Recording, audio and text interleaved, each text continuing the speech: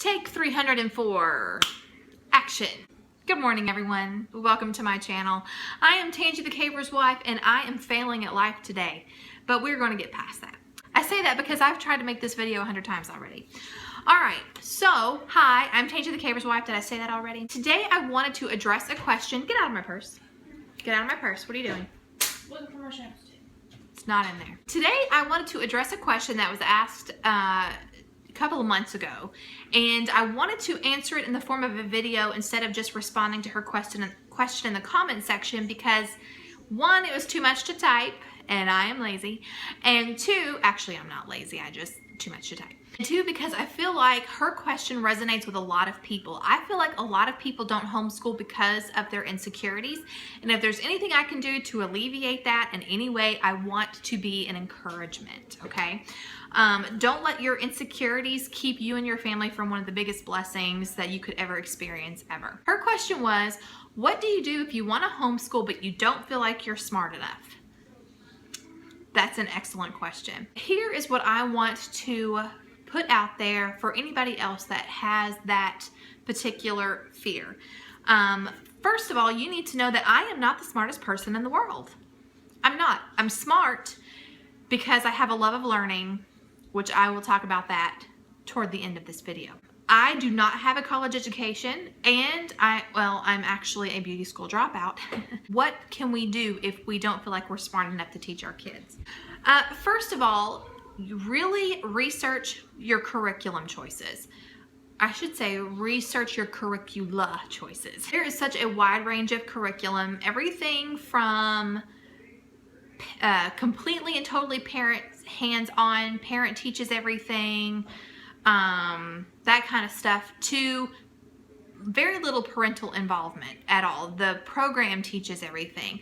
And then there's everything in between. I personally my weakest area is math.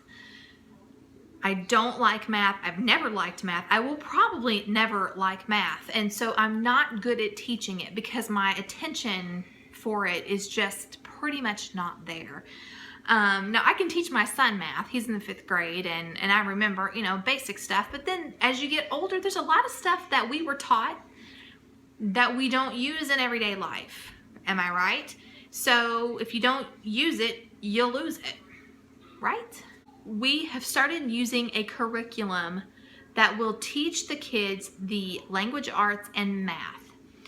I am there for support. I am there to clarify anything, but I am not teaching it. The program is teaching it. We actually started this yesterday, and my daughter, who is, she's more left-brained. She's very analytical, and she likes routine, and she likes structure, and she likes all that good stuff, which she did not get from me. She loves it. Totally her. And my son likes it because of the computer games.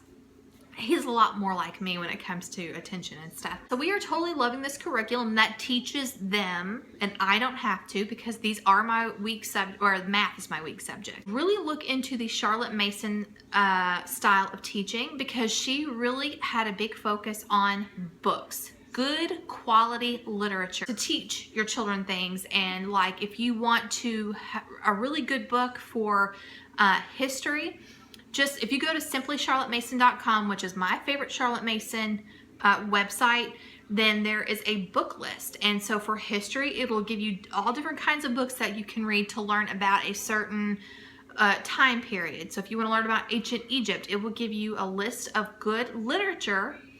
It teaches you actual facts about that time period, but the literature is so good you forget that you're learning. So definitely check out Charlotte Mason. Love that. Those kinds of books makes it easy to learn, and it makes it easy to teach, because all you're doing is you're reading good books. And these are books that you can read aloud to your family, or your kids can read them to themselves. It's whatever you want to do. Sometimes your older kids will want to read to themselves, and my daughter thought that she would want to actually read the book to herself, because she's a teenager and she's just too cool for read alouds, but they love the read alouds. The second thing I wanted to throw out there for you guys is to really utilize your community. The first thing that comes to mind is our public library. I hope that everyone's library is as awesome as ours. Our library has so many community activities that it's redonkulous, okay? They actually publish this little free magazine and newsletter every month to let people know what's going on in the community and what's being offered there at the library. And most of it is free because libraries are tax supported. So yeah, so really check out your local library, find out what they do. And even if there is a library that's close to you but not necessarily in your area, like maybe the county over, there is actually a library a county over that has homeschool enrichment programs that even people that live in a different county can come and join in. And it's really great. And we went a couple of times. We haven't been in a while, but again, it's just because it's a county over and time and all that good stuff. So check out your local library, find out what they do there, find out what kind of programs. They will probably have book clubs, and our library has a Minecraft club. It has, you know, different authors that will come and speak. We actually even had, How many times have you done this? 1,000. How long has it taken you? Forever. We even had Joel Salatin come to our local library.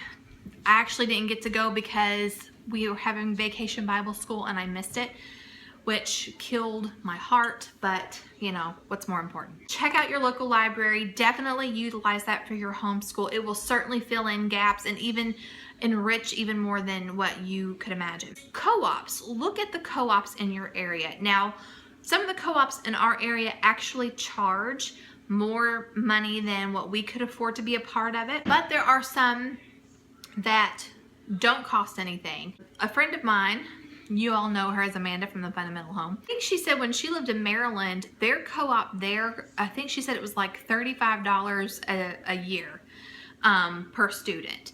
And that is excellent. Now, the ones here cost a lot more than that. It's like $35 per student per month. And we can't do that. And what happens in those co-ops is, let's say you're really good at art and someone else is really good at math. So they will teach the math and you will teach the art. Now this will happen like once, well, it just depends on the co-op. Some co-ops are once a week, some are once a month.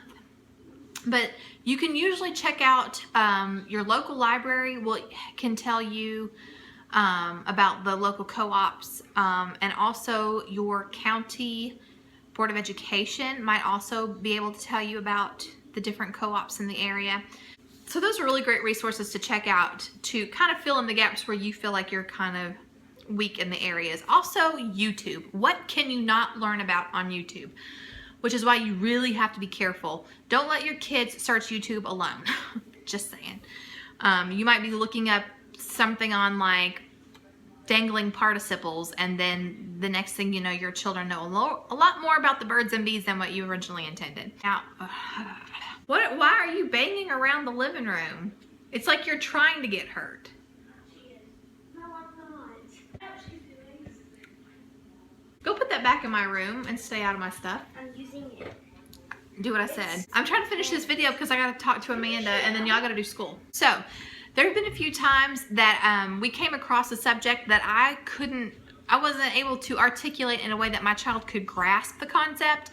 So I just typed in the subject and the grade level in YouTube, and bam, all of a sudden I've got like 20 different teachers and 20 different songs teaching the concept. And so it's wonderful. There are a lot of resources and a lot of curriculum that will help fill in the gaps for you. When me and my siblings were growing up, my parents encouraged us to explore and to adventure, and they also encouraged us to read and to research. So if we came to them and we said, hey, what does megalomaniacal mean? They would say, look it up. We had like this big set of encyclopedias. I don't know if they got them from a yard sale or where they got them, but there they were. And anytime we asked what something was, or about a historical event or a country or whatever, my parents would say, look it up. They already knew the answer, but they wanted us to look for it and discover it ourselves. And it totally worked. It totally worked. Me and my brothers, we all have we all have great vocabulary, and we all have a love of learning. Most everything that we know we are self-taught. So more than worrying about all of those things, just remember to instill the love of learning in your children. If your children have a love of learning, then the possibilities are endless where they can go in life. Also, life skills. Teach your children to cook and to do laundry and do all those, learn how to do things for themselves. Because I feel like that's one thing that this coming generation, just a lot of, parents, it seems like each generation we try to do more for our kids than the generation before us did, because we want our children to have it better than we did.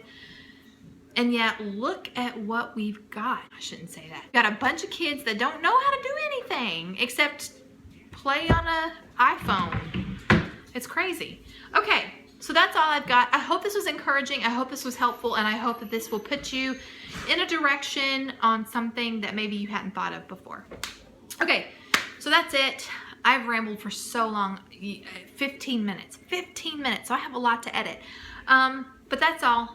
Hope you guys have a great day, and until next time.